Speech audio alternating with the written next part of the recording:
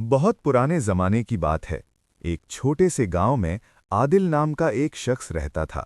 वो एक मिट्टी से बनी हुई सादा सी झोपड़ी में रहता था, जिसके बाहर एक कमजोर सा दरवाजा और अंदर चंद पुराने बर्तनों के सिवा कुछ न था। आदिल चरवाहा था। सुबह होते ही वो अपनी बकरियों को जंगल की तरफ ले जाता। धूप तेज हो या मौसम सख्त, वो अपनी बकरियों के साथ लंबे रास्ते तय करता। उसकी आमदनी बहुत कम थी। कभी एक रोटी का बंदोबस्त होता और कभी सिर्फ पानी से पेट भरना पड़ता। मगर उसके दिल में इतनी नरमी, सच्चाई और शफकत थी कि लोग उसे इज्जत से देखते। गांव वाले कहते कि गुर्बत ने उसकी रूह को सख्त नहीं किया, बल्कि और ज्यादा नरम बना दिया है। हर रोज शाम के वक्त जब दुनिया थक कर सुस्त पड़ने लगती, आदिल अपनी रेवड़ को वापस लाते हुए गांव के बाहर एक पुराने झुके हुए बरगद के दरख्त के नीचे रुक जाता। यही दरख्त उसकी रोजमर्रा की खामोश इबादतगाह था, जहां बैठकर वो थकन उतारता, अपने दिन के बारे में सोचता और अल्लाह का शुक्र अदा करता कि कम वसाइल के बावजूद उसकी सांसें, उसकी मेहनत और उसका ईमान सलामत है। उस लम्हे की खामोशी में सिर्फ हवा की सुरसुराहट और बकरियों की हल्की सी आवाज़ शामिल होती, जैसे ये कुदरत की तरफ से आदिल के थके हुए दिल के लिए एक हल्की सी दुआ हो। उसे नहीं मालूम था कि यही दरख्त, यही जगह और यही लम्हा एक ऐसी कहानी की इब्तदा बनने वाले हैं जो उसकी पूरी जिंदगी बदल देंगे। एक शाम जब सूरज पहाड़ियों के पीछे डूब रहा था और आसमान गहरे नीले रंग में बदलने लगा था, आदिल हस्बे मामूल अपनी बकरियों को लेकर उसी पुराने बरगद के दरख्त के नीचे पहुंचा ताकि कुछ देर आराम कर सके। मगर आज फिजा में एक अजीब सी खामोशी थी। हवा भी जैसे रुकी हुई महसूस हो रही थी। आदिल ने दरख्त के तने के पास एक साया सा हिलता देखा, और जब करीब गया तो उसे वहां एक कमजोर, लागर और बहुत थका हुआ मुसाफिर लेटा नजर आया, जिसके कपड़ों की धज्जियां उड़ी हुई थीं और आंखों में शदीद भूख और प्यास की नमी थी। उसके पास कुछ न था, न खाने का कोई टुकड़ा और न पानी की कोई बूंद। बस एक ऐसे शख्स का वजूद था जो सफ़र और मसाफत की थकन से तकरीबन ढेर हो चुका था। आदिल ने उसे देखा तो उसके दिल में एक हल्की सी चुभन उठी। वो जानता था कि वो खुद भी अक्सर भूखा रहता है, मगर किसी की ऐसी हालत बर्दाश्त करना उसके लिए मुमकिन नहीं था। वो थैले से अपनी रोज की वाहिद रोटी निकाल लाया, वो रोटी जिस पर वो पूरी रात के लिए गुजारा करने वाला था। बगैर सोचे समझे उसने रोटी दो हिस्सों में तोड़कर आधी मुसाफिर के हाथ में रख दी। मुसाफिर ने हैरानी से उसे देखा। उसकी आंखों में सवाल भी था और शुक्र भी। मुसाफिर ने धीमी आवाज में पूछा, तुम खुद भी भूखे हो, फिर भी आधी रोटी मुझे दे रहे हो? आदिल अपने सादा मगर रोशन दिल के साथ मुस्कुरा दिया और बोला, इंसान की नेकी कभी छोटी नहीं होती, चाहे अंधेरा हो या चाहे भूख। उसके लिए ये अमल मामूली था, मगर उस लम्हे हवा जैसे रुककर उस नेकी की गवाह बनी हुई थी, और पुराना दरख्त जैसे खामोशी से उस मंजर को अपनी उम्र भर की यादों में महफूज कर रहा था। उसे अंदाजा भी नहीं था कि यही छोटी सी नेकी आने वाले वक्तों में कितनी बड़ी रोशनी बनकर उसकी जिंदगी बदलने वाली है। मुसाफिर ने आदिल की तरफ कुछ लम्हे खामोशी से देखा, जैसे उसकी आंखें उसकी नेकी का वजन तौल रही हों। फिर आहिस्ता से अपनी जेब में हाथ डालकर एक छोटा सा चिराग निकाला, जो पीतल का बना हुआ, पुराना मगर निहायत नफीस था, जैसे किसी खास मकसद के लिए ही बनाया गया हो। मुसाफिर ने चिराग को दोनों हाथों में थामकर आदिल के सामने रखते हुए कहा, ये तुम्हारे लिए है, मगर इसे सिर्फ मुश्किल तरीन वक्त में जलाना, जब तुम्हें लगे कि कोई रास्ता नहीं बचा। मुसाफिर की आवाज में नरमी भी थी, ताकत भी, और एक अजीब सी गहराई भी, जिसने आदिल को चंद लम्हों के लिए चुप कर दिया। उसने चिराग हाथ में लिया तो उसे ऐसा महसूस हुआ जैसे ये आम चिराग नहीं, बल्कि इसमें कोई अनदेखी हरारत है, कोई पोशीदा राज छुपा हुआ है। लेकिन आदिल सादा दिल था। उसने मुसाफिर की बात पर ज्यादा सवाल न किए, बस खुलूस से शुक्रिया कहा और चिराग को एहतियात से अपने कपड़े में लपेट कर रख लिया। मुसाफिर ने जाते हुए एक बार पीछे मुड़कर देखा। उसके चेहरे पर एक अजीब सी मुस्कुराहट थी, जैसे उसे मालूम हो कि ये चिराग एक दिन आदिल की पूरी दुनिया बदल देगा। फिर वो धीरे धीरे अंधेरे में गुम होता चला गया और आदिल कुछ देर वहीं बैठा रहा। बकरियों की हल्की सी आवाज और हवा की ठंडक उसके इर्द गिर्द चलती होती रही, मगर उसके दिल में एक नया एहसास जाग उठा था। ऐसा एहसास जैसे किस्मत ने उसके हाथ में कोई अमानत थमा दी हो। वो उस रात घर पहुंचा तो चिराग को झोपड़ी के एक महफूज कोने में रखकर देर तक उसे देखता रहा, जैसे वो जानने की कोशिश कर रहा हो कि आखिर इस छोटे से चिराग में ऐसा क्या है जो एक अजनबी मुसाफिर ने इतने खास अंदाज में उसे दिया है। उसे मालूम नहीं था कि ये खामोश सा चिराग आगे चलकर उसकी जिंदगी के सब अंधेरे चीर देने वाला है। वक्त गुजरता रहा और आदिल अपनी मामूल की सादा जिंदगी में मशरूफ रहा, मगर वो चिराग हमेशा उसके दिल के एक कोने में किसी खामोश राज की तरह मौजूद रहता।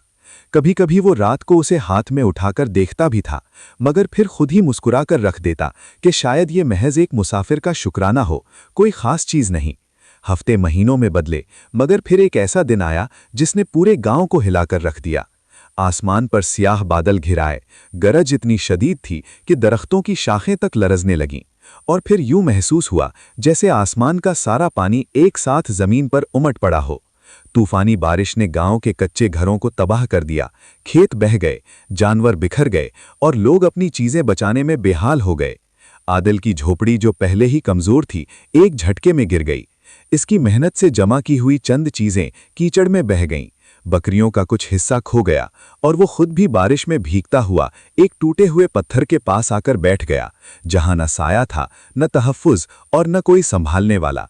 उसके दिल में मायूसी का एक भारी बोझ भरने लगा। उसे ऐसा लगा जैसे दुनिया ने उससे सब कुछ छीन लिया हो और अब उसके पास कुछ भी बाकी न रहा हो। वो बारिश की तेज बूंदों के बीच सर झुकाए बैठा रहा, कभी अपने टूटे हुए घर की तरफ देखता और कभी बेबस आसमान की तरफ। उसे जिंदगी में पहली बार यूं महसूस हुआ कि शायद अब वाकई उसके पास कोई रास्ता नहीं रहा, कोई उम्मीद बाकी नहीं। उसी थकन और उसी बेबसी के लम्हे में अचानक उसके जहन में एक चमक सी दौड़ गई। मुसाफिर का दिया हुआ चिराग और उसकी वो अजीब सी गहरी आवाज। इसे सिर्फ मुश्किल तरीन वक्त में जलाना, जब तुम्हें लगे कि कोई रास्ता नहीं बचा। आदिल ने भीड़े लहजे में आहिस्ता से सर उठाया और दिल में एतराफ कर लिया कि अगर जिंदगी में कभी ऐसा वक्त आया है तो वो यही वक्त है। आदिल ने कपड़ों से चिराग का धुआं साफ किया और एहतियात से उसे जलाया, और जैसे ही पहले शोले की लहर उठी, एक अजीब सी रोशनी ने इर्द गिर्द के कीचड़ और अंधेरे को कुचल दिया। रोशनी इतनी साफ और इतनी रोशन थी कि उसमें हर चीज वाज़ेह नजर आने लगी। बादल और बारिश की शिद्दत जैसे कुछ पल के लिए रुक गई, और फिर रोशनी के बीच से धुंधली सी एक लकीर ने शक्ल इख्तियार की, और सामने वही मुसाफिर खड़ा था जिसने कभी आधी रोटी कबूल की थी, मगर अब उसके जिस्म से एक आसमानी चमक फूट रही थी। उसे देखकर मालूम होता था कि ये कोई आम इंसान नहीं, बल्कि अल्लाह का कोई नेक बंदा है। आदिल के कदम खुद ब खुद पीछे हटे। हैरत और खौफ के बीच उसके दिल की धड़कन तेज हो गई, मगर नेक शख्स की आंखों में जो मोहब्बत और शफकत थी, उसने आदिल को संभारा हुआ महसूस कराया। नेक शख्स ने धीरे से कहा, आदिल, अल्लाह ने तुम्हारा छोटा सा इम्तिहान लिया और तुमने अपनी भूख, अपनी कमजोरी और अपनी महदूदियत के बावजूद एक इंसान के लिए नेकी का अमल किया। ये रोशनी आज तुम्हारे लिए है। इसके साथ ही रोशनी ने एक रास्ता खोला जो पहाड़ के पीछे एक छुपी हुई वादी में जाता था। वहां सब्ज चरागाहें, साफ पानी के चश्मे और खुशहाल बकरियां थीं, जो जैसे बस आदिल की मुंतजिर थीं। आदिल के मुंह से बेख्तियार निकला, ये सब मेरे लिए। नेक शख्स ने सर हिलाकर कहा कि ये सब इनाम उसके सब्र, नेकी और ईमान का है। आदिल की आंखों में खुशी के आंसू आ गए, मगर उसके दिल में गुरूर नहीं था, बल्कि शुक्रगुजारी और आजली की एक गहरी लहर दौड़ गई, क्योंकि वो जानता था कि ये सब उसकी मेहनत और नेकी का नतीजा है, ना कि दुनिया की तारीफ या माल और दौलत की वजह से। इस लम्हे उसे एहसास हुआ कि छोटे अमल, छोटी नेकी, हत्ता कि एक आधी रोटी भी अल्लाह की नज़र में कितनी बड़ी ताकत बन सकती है, और हर अंधेरा, हर मायूसी कभी ना कभी रोशनी में बदल सकता है। आदिल ने नई दुनिया में कदम रखा तो हर चीज़ इतनी खूबसूरत और पुरसुकून महसूस हुई कि उसकी सांसें खुशी से भरी जा रही थीं। हर तरफ सब्ज़ा, साफ पानी की रवानी और बकरियों की हल्की हलचल थी, जैसे ये सब कुछ सिर्फ उसके लिए बनाया गया हो। उसने नेक शख्स की तरफ देखा जो खामोशी से मुस्कुरा रहा था, और आदिल को मालूम हुआ कि ये इनाम सिर्फ मालो दौलत का नहीं, बल्कि जिंदगी की आसानियों, सुकून और हर लम्हे के लिए नेकी की रोशनी का है। आदिल ने एक एक चीज को अपने दिल में महफूज किया। पानी के चश्मे की ठंडक, हवा की खुशबू, बकरियों की हल्की हलचल और सब्ज चरागाहों की कुशादगी। उसने सोचा कि अब उसे अपने गांव वापस जाकर उन सब का ख्याल रखना है, मगर सबसे ज्यादा वो चिराग के बारे में सोच रहा था, जो आज भी उसके दिल के करीब महफूज था। वो हर शाम जब अंधेरा छा जाता, चिराग जलाने लगता और कहता, इंसान की नेकी कभी ज़ाया नहीं जाती, रोशनी हमेशा रोशनी को खींचती है। वो जान चुका था कि ये छोटा सा चिराग महज रोशनी नहीं, बल्कि ईमान, सब्र और भलाई की अलामत है, जो इंसान को हर मुश्किल वक्त में संभाल सकती है। आदिल ने अपनी नई जिंदगी में भी वही सादगी और आजिज़ी बरकरार रखी। वो कभी गुरूर या तकब्बुर का शिकार नहीं हुआ, बल्कि हर नेकी और हर छोटे अमल को दिल से महसूस करता रहा। उसकी जिंदगी अब ना सिर्फ खुशहाल थी, बल्कि हर लम्हे में सुकून और शुक्रगुजारी की रोशनी भी शामिल की। और उसके दिल में ये यकीन पैदा हो गया कि जिसने दिल से किसी की मदद की, अल्लाह की तरफ से उसकी नेकी का अज्र कभी ज़ाया नहीं होता। आदिल ने अपने आप से वादा किया कि वो हमेशा इसी रोशनी के साथ जीता रहेगा, चाहे दुनिया की मुश्किलात कितनी भी हों, और हर अंधेरे लम्हे में चिराग की रोशनी उसे याद दिलाएगी कि नेकी, सब्र और ईमान की रोशनी कभी खत्म नहीं होती। वक्त के साथ साथ आदिल की जिंदगी खुशहाल हुई और वो ना सिर्फ अपनी बकरियों और ज़मीन का ख्याल रखता, बल्कि गांव के लोगों की मदद में भी आगे रहता। हर रात वो अपने छोटे चिराग को जलाकर अपनी छोटी नेकियों को याद करता और सुकून महसूस करता। इसे मालूम हो गया कि हकीकी दौलत माल नहीं, बल्कि नेकी, शफकत और दिल की रोशनी है।